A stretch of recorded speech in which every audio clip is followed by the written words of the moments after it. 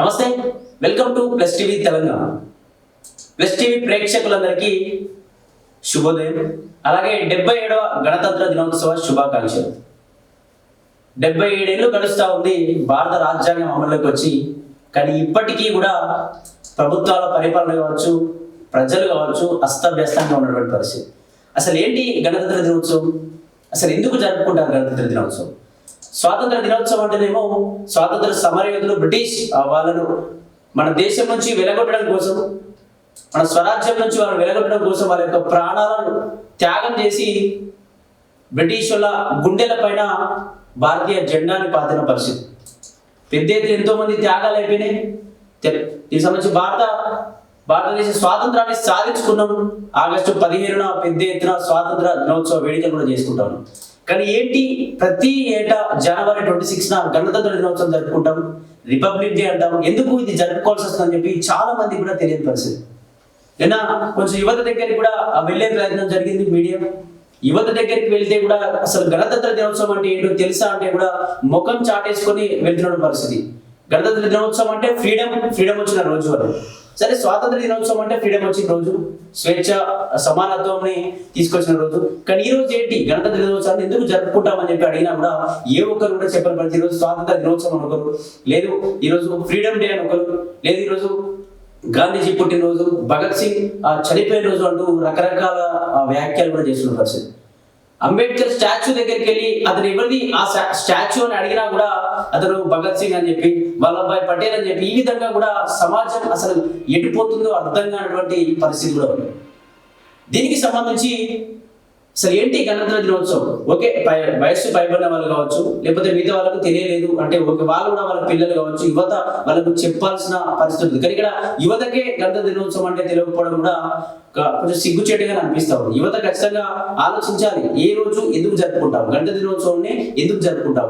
ఈ రోజు భారత రాజ్యాంగం అమల్లోకి వచ్చిన రోజు, 70వ గణతంత్ర దినోత్సవాన్ని జరుపుకుంటా ఉన్నాం. కానీ ఇప్పటికీ ఎవరికి కూడా గణతంత్ర దినోత్సవం అంటే తెలియదు, అంబేద్కర్ ఇచ్చినటువంటి రాజ్యాంగం యొక్క విలువలు తెలియదు. ఏంటి గణతంత్ర దినోత్సవం ఏంటి అంటే, గణతంత్ర దినోత్సవం ఈ రాజ్యాంగాన్ని 1949 నవంబర్ 26న ఇది ప్రవేశపెట్టడం జరిగింది. దీన్ని ఆమోదించారు అదే రోజు 1949 నవంబర్ 26న దీన్ని ఆమోదించడం జరిగింది. ఇప్పుడు 1950 జనవరి 26న దీన్ని అమల్లోకి తీసుకొచ్చిన పరిస్థితి. ఇది సార్వభౌమాధికార ప్రజాస్వామ్య గణతంత్ర రాజ్యాంగంగా అవతరించినటువంటి రోజును గణతంత్ర దినోత్సవంగా జరుపుకుంటా ఉన్నాం. ఎన్నో హక్కులు, ఎన్నో సూత్రాలు, సమానత్వ హక్కులు కూడినటువంటి భారత రాజ్యాంగాన్ని, ఆ భారత రాజ్యాంగాన్ని అనుసరించే ఈ రాష్ట్రాలు, ఈ దేశాల పరిపాలన, గ్రామీణ స్థాయిలో ఉన్నటువంటి వార్డు మెంబర్, సర్పంచ్ స్థాయి నుంచి దేశ ప్రథమ పౌరుడైనటువంటి రాష్ట్రపతి వరకు కూడా అసలు ఎలా ఎన్నుకోవాలి, వాళ్ళని ఎన్నుకున్న తర్వాత వాళ్ళ యొక్క పరిపాలన విధానం ఏ విధంగా ఉండాలి, వాళ్ళ యొక్క జీతభత్యాలు ఏంటి, వాళ్ళ యొక్క కర్తవ్యం ఏంటి, ప్రజల్లో వాళ్ళు ఏ విధంగా పనిచేయాలి, ఒక వార్డు మెంబర్ అనే వ్యక్తి ప్రజలకు ఏ విధంగా ఉపయోగపడాలి, లేకపోతే సర్పంచ్ అనే వ్యక్తి ఏ విధంగా ఉపయోగపడాలి, మున్సిపల్ కౌన్సిలర్ కావచ్చు, అలాగే కార్పొరేటర్లు కావచ్చు, ఎమ్మెల్యే, ఎంపీ, ఎమ్మెల్సీ వీళ్ళందరూ ఏ విధంగా వర్క్ చేయాలి, ఎంపీలు కూడా ఏ విధంగా వర్క్ చేయాలి అని చెప్పేసి భారత రాజ్యాంగంలోని ఆర్టికల్ లో అనుసరించి నడుచుకోవాల్సి ఉంటుంది.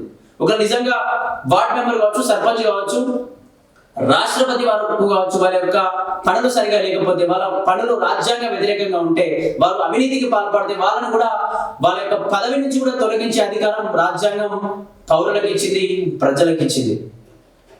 అసలు ఏంటి, దీంట్లో ఉన్నటువంటి చాలా సూత్రాలు, చాలా నియమాలు ఉన్నాయి.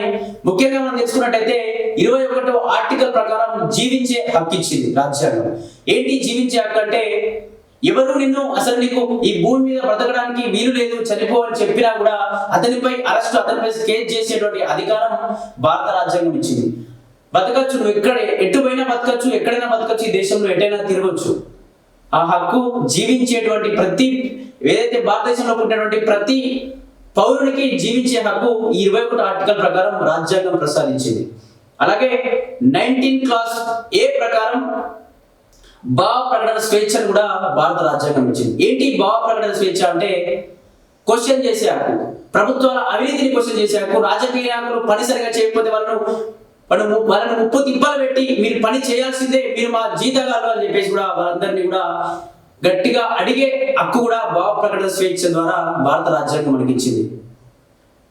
ఎవరినైనా క్వశ్చన్ చేయొచ్చు, అధికారులైనా సరే రాజకీయ నాయకులైనా సరే ఎవరినైనా క్వశ్చన్ చేసే హక్కు ఈ 19 క్లాస్ ఏ ప్రకారం 1 క్లాస్ ఏ ప్రకారం భావ ప్రకటన స్వేచ్ఛ ద్వారా రాజ్యాంగం ఇచ్చింది.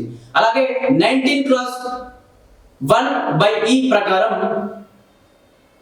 దీనికి సంబంధించి స్థిర నివాసం ఏర్పాటు చేసుకునే హక్కు ఈ దేశంలో కావచ్చు, లేకపోతే రాష్ట్రంలో కావచ్చు, మీరున్నటువంటి జిల్లాలో కావచ్చు, మండలాల్లో కావచ్చు, గ్రామీణ ప్రాంతాల్లో కావచ్చు, ఏ మూలనైనా సరే భారతదేశ స్టార్టింగ్ నుంచి ఎండింగ్ వరకు ఏ మూలనైనా సరే అక్కడికి నువ్వు వెళ్ళి బ్రతికే హక్కు భారత రాజ్యాంగం ప్రసాదించింది.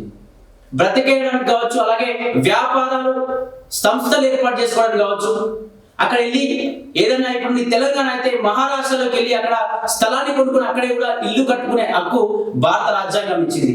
నువ్వెందుకు మహారాష్ట్ర వచ్చావు, నువ్వెందుకు మా జిల్లా వచ్చావు, నువ్వెందుకు మా గ్రామం వచ్చావు అని చెప్పేసి ఎవరికి కూడా క్వశ్చన్ చేసే అధికారం లేదు.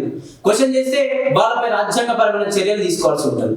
అలాగే ఇంకా పోతూ ఉంటే 19 క్లాస్ 1/B ప్రకారం నిరాయుధంగా ఎటువంటి ఆయుధాలు లేకుండా, అంటే కత్తులు లాంటివి కావచ్చు, బాంబులు లాంటివి కావచ్చు, తుపాకులు లాంటివి కావచ్చు, ఏవి లేకుండా సభలు, సమావేశాలు, నిరసనలు, ప్రదర్శనలు, ధర్నాలు, రకరకాలైనటువంటి కార్యక్రమాలు కూడా నిర్వహించుకునే హక్కు ఈ ఆర్టికల్ ద్వారా ఉంది.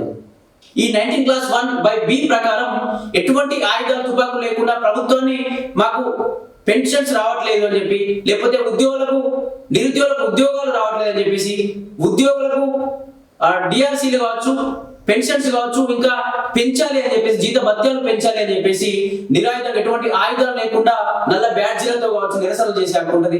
ధర్నా ఏదైతే మన తెలంగాణ విషయానికి వస్తే తెలంగాణలో ధర్నా చౌక్ ధర్నా చేసే హక్కు భారత రాజ్యాంగం ఇచ్చింది. అలా సురవరం ప్రతాప్ రెడ్డి దానికి సంబంధించి హాల్లో కావచ్చు, సుందరయ్య విజ్ఞాన కేంద్రంలో కావచ్చు, ఇలా రకరకాల ప్రదేశాల్లో ఎక్కడైనా ఈ దేశంలో ఎక్కడైనా ఎటువంటి ఆయుధాలు లేకుండా, ఆయుధాలు ఉంటే అది అనుమతించబడదు, ఆయుధాలు లేకుండా ప్రభుత్వాన్ని క్వశ్చన్ చేసే హక్కు, ప్రభుత్వాన్ని నిలదీసే హక్కు ఈ రాజ్యాంగం మనకు కల్పించింది.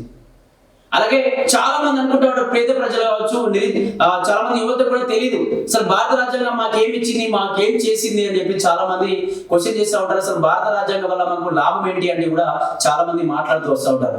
భారత రాజ్యాంగం వల్లనే మీ ఇంట్లో మీ అమ్మకి పెన్షన్, బీడీ పెన్షన్ వస్తుంది, భారత రాజ్యాంగం వల్లనే మీ నాన్నకి వృద్ధాప్య పెన్షన్ వస్తుంది, భారత రాజ్యాంగం వల్లనే నువ్వు తినడానికి 4 మెతుకులు వస్తున్నాయి రేషన్ షాప్ నుండి, మీకు అది వస్తున్నాయి, మీకు సంబంధించినటువంటి ఉద్యోగాలు రావడానికి కారణం కూడా భారత రాజ్యాంగమే.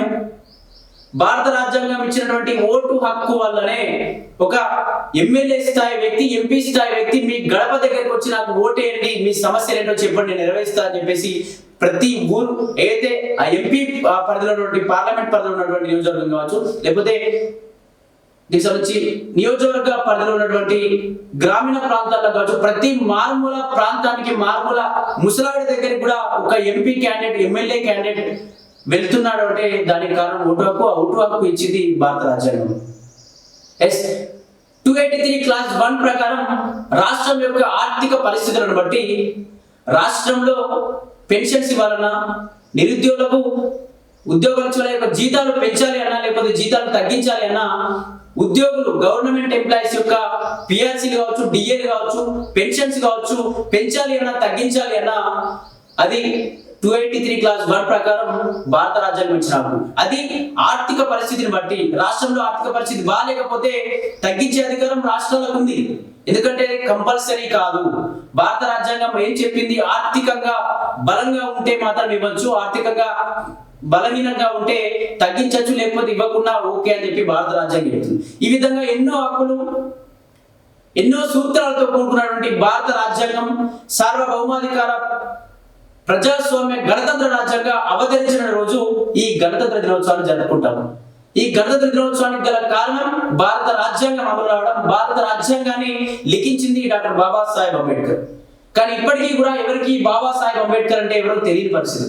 ఖచ్చితంగా యువత కావచ్చు, ప్రజలు కావచ్చు తెలుసుకోవాలి అసలు భారత రాజ్యాంగం అంటే ఏంటి, భారత రాజ్యాంగం యొక్క సూత్రాలు ఏమున్నాయి, భారత రాజ్యాంగంతోనే ప్రభుత్వాలు నడుస్తాయా, గ్రామీణ ప్రాంతం నుంచి వార్డు మెంబర్, సర్పంచ్ స్థాయి నుంచి దేశంలో ఉన్నటువంటి రాష్ట్రపతి వరకు కూడా రాజ్యాంగం యొక్క సూత్రాలకు అనుగుణంగానే నడుస్తారు. వాళ్ళ యొక్క జీతభత్యాలు, వాళ్ళు ఎంత జీతాలు తీసుకోవాలి, ఏంది, ఏం పని చేయాలి, ప్రజలకు ఏ విధంగా ఉపయోగపడాలి, ప్రజలకు నచ్చకపోతే వాళ్ళు ఏ విధంగా వాళ్ళ యొక్క సీటు నుంచి రద్దు చేయాలని చెప్పేసి పూర్తిగా కూడా భారత రాజ్యాంగానికి అనుగుణంగా ఉంటాయి. కాబట్టి ఖచ్చితంగా యువత కావచ్చు, ఎవరైనా ఖచ్చితంగా భారత రాజ్యాంగం మనకి ఏం చేస్తుందని చెప్పేసి కూడా తెలుసుకునే ఏర్పడి, ముఖ్యంగా యువత తెలుసుకుని వాళ్ళ ఇంట్లో వాళ్ళకి కావచ్చు, ఇతర తెలియని వాళ్ళకి ఖచ్చితంగా కూడా తెలియపరిచే విధంగా కూడా చేయాలని చెప్పేసి మరొకసారి తెలియజేస్తా ఉన్నాం. అందరికీ 77వ గణతంత్ర దినోత్సవ శుభాకాంక్షలు.